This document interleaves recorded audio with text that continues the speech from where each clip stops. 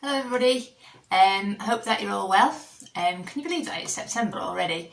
My message today is talking about being a parent, but it is a message for everybody, so hopefully you'll keep listening. So it's finally back to school time, and for those of you who are parents, lockdown's been a really strange time. We're just not that used to spending that much time with our children. Sometimes I think that 2 weeks over Christmas and New Year is a little bit much. It's been a nice time being able to see so much of your children, and some of you might miss them as they're going back to school. But, you know, to be honest, some of us might just be really looking forward to that peace and quiet and getting that in our households again. So I've got to be honest, I think from speaking to other parents, I think my household is a little bit unusual. Have you ever heard the phrase, children should be seen and not heard? Well, that kind of applies to my children. You might think that they're super well behaved, because actually during the daytime we hear very little of them, and we also see very little of them. They like to spend times in their own rooms. They're introverts. They're quite happy in their own company, and you can sit in a room and you barely know that they're in the house. You can hear the birds tweeting outside, and it can be really lovely and peaceful.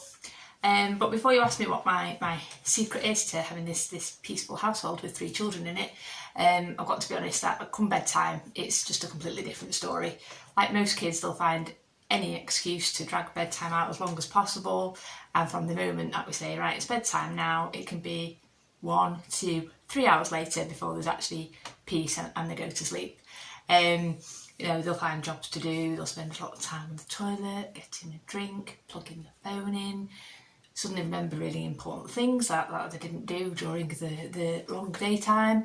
They become very sociable with you, they become sociable with each other, they'll start being really affectionate. They'll ask you about how your day was, they'll tell you all about the plans for the next day or for the next week or for the rest of their lives.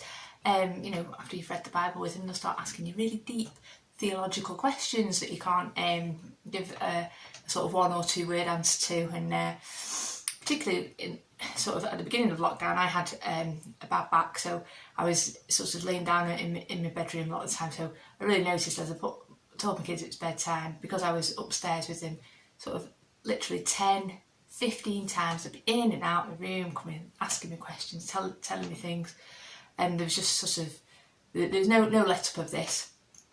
And so the other night, it was probably a good hour and a half after bedtime, and my youngest came into the bedroom to see me, and I said to her, sort of, what are you doing here again? Why are you not in bed? And she said, oh, well, I've just come to give you a cuddle. And I said, well, that's very nice, but I'm sure I've given you at least 1 or 2 cuddles already.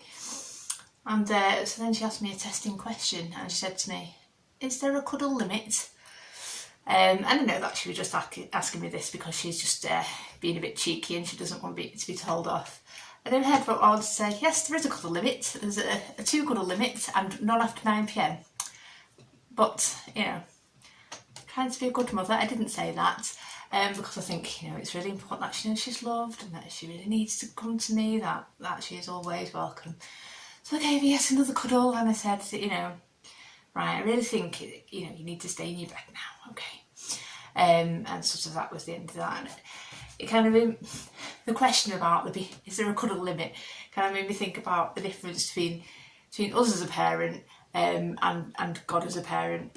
And actually, as parents, as humans, we do have a limited capacity. No matter how hard we try, how patient we are, there's we do reach our limits, and sometimes we just need some space, and we need some peace and quiet, and we need some sort of order in our lives. And sort of, if our child comes and is trying to be with us and be affectionate, sometimes just like, do you know what, sorry, it's just the wrong time.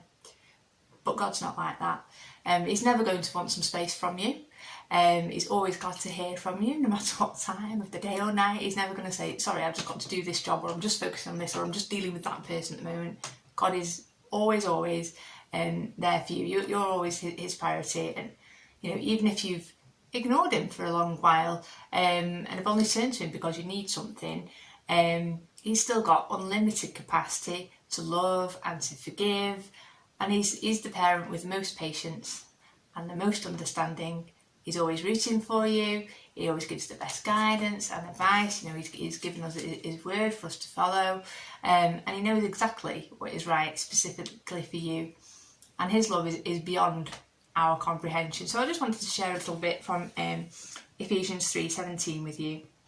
And it says, "And I pray that you, being rooted and established in love, may have power, together with all the saints, to grasp how wide and long and deep is the love of Christ, and to know that this love surpasses all knowledge."